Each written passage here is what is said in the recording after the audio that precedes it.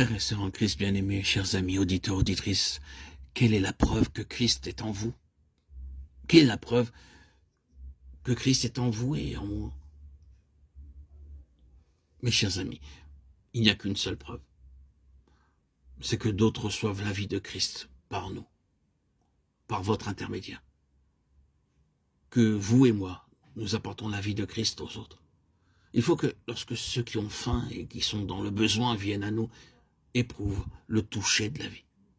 Ils pourront l'exprimer de manière différente, mais tout revient à ceci. Cet homme, cette femme, possède quelque chose que je n'ai pas.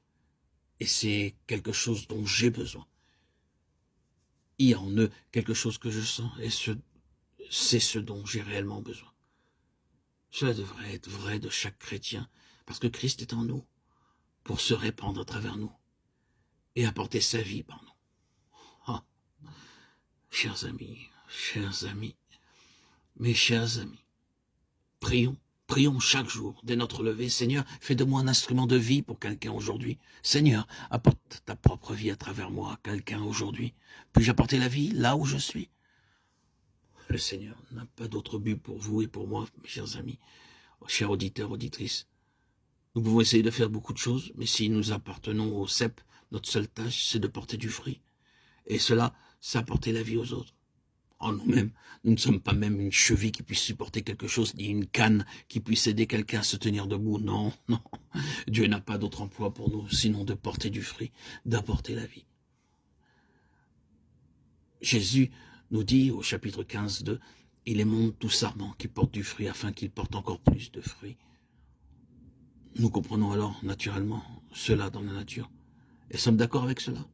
Peut-être si nous avons été occupés à un travail dans les vignes, l'avons-nous fait nous-mêmes?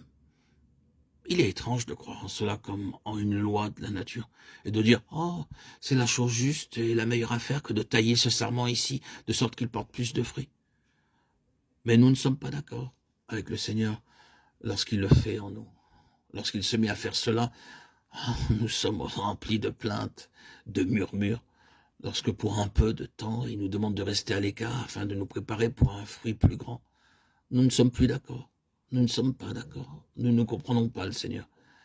Et nous commençons à douter de son amour. Nous murmurons. Ah. Jésus a montré cela comme une vérité positive. Il se trouve ici quelques sarments qui portent du fruit.